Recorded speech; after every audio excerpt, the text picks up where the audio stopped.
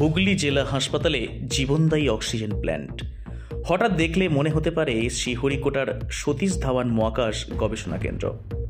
Rocket উৎক্ষেপণের জন্য প্রস্তুত মহাকাশযান।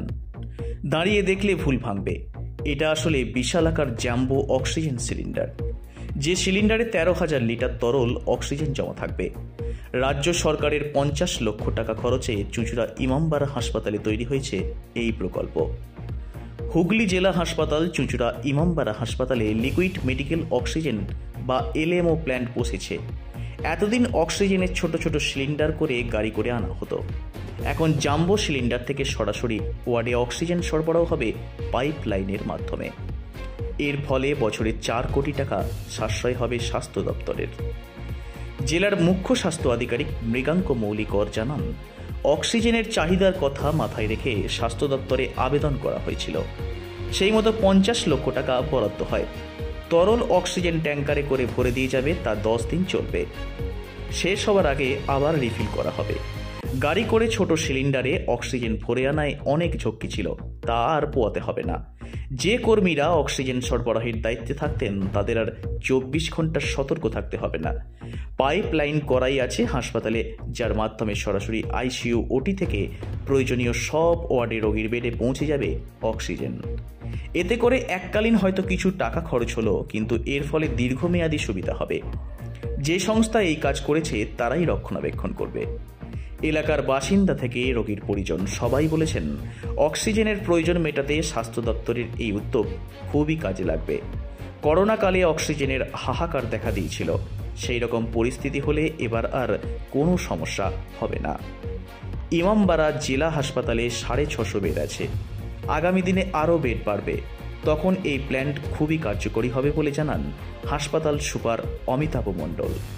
এটা আমাদের ওই লিকুইড মেডিকেল অক্সিজেন প্ল্যান্টের বলছে, এটা আমাদের অনেকটাই সুবিধা হবে। কারণ আমরা কোভিডের সময় আমরা অনুভব করেছিলাম যে এই জিনিসটা কতটা দরকার।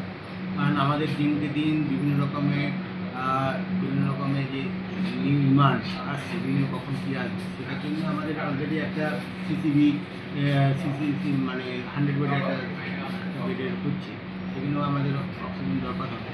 আর 2 নম্বর হচ্ছে যে যত আমাদের ওই সিলিন্ডার বেসিসে হচ্ছে না, অনেক কিছু আসা যাওয়া একটা থাকে, কিন্তু এটা হলে একসঙ্গে আমাদের একটা প্ল্যান্টে এসে গেলো, ওখান থেকে মোবিলাইজেশনের মাধ্যমে আমাদের বেড টু বেড অক্সিজেনটা চলে যাবে। 1 নম্বর। 2 নম্বর হচ্ছে এতে আমাদের যে কস্ট ইফেক্টিভনেসটাও আছে, যেটা আমাদের আগে যা কস্ট করছে সিলিন্ডার মাধ্যমে, সেটার তুলনায় আমাদের 30% কস্ট এবং আমাদের পেশেন্টের বেনিফিট, কস্টের বেনিফিট। জেলা হাসপাতালে এই লিকুইড মেডিকেল অক্সিজেন, যেটা এলএমও বলি, তার প্ল্যানটা বসেছে, কাজটা শেষ হয়েছে। এটা আমরা হয়তো এই সপ্তাহে কমিশনিং হবে, হয়তো বা কালকে কি পরশু দিনের মধ্যে কমিশনিং হওয়ার কথা আছে।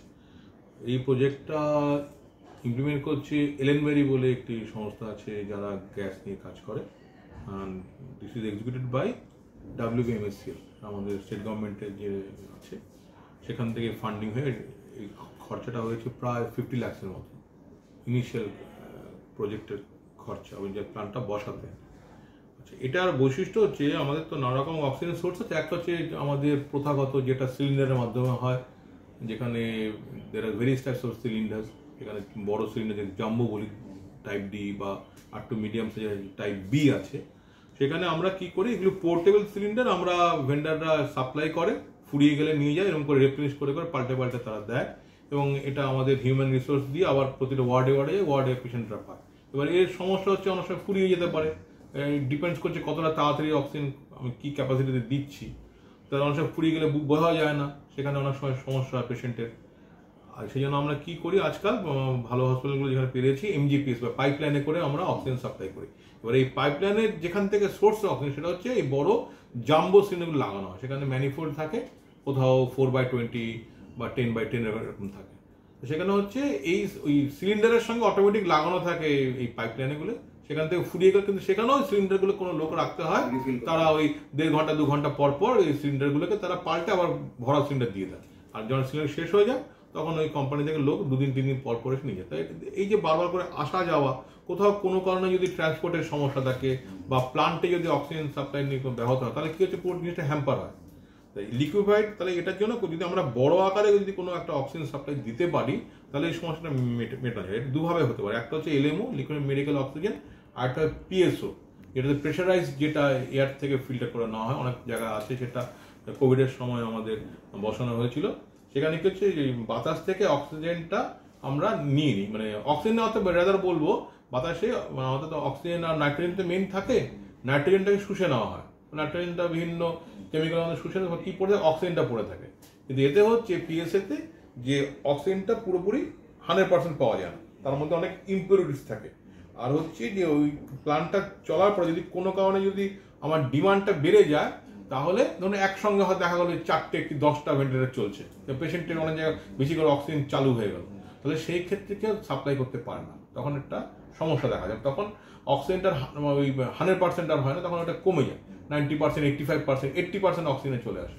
তাহলে সেখানে একটা অক্সিজেনের ব্যাহত হচ্ছে, সমস্যা হচ্ছে। কিন্তু এই লিকুইফাইড এটা হচ্ছে জাস্ট সিম্পল থিং, আমি একটা ছোট সিলিন্ডার ইউজ করতাম, সেখানে বিশাল একটা বড় সিলিন্ডার ইউজ করছি। Adrij Banerjee report, Hooghly Times.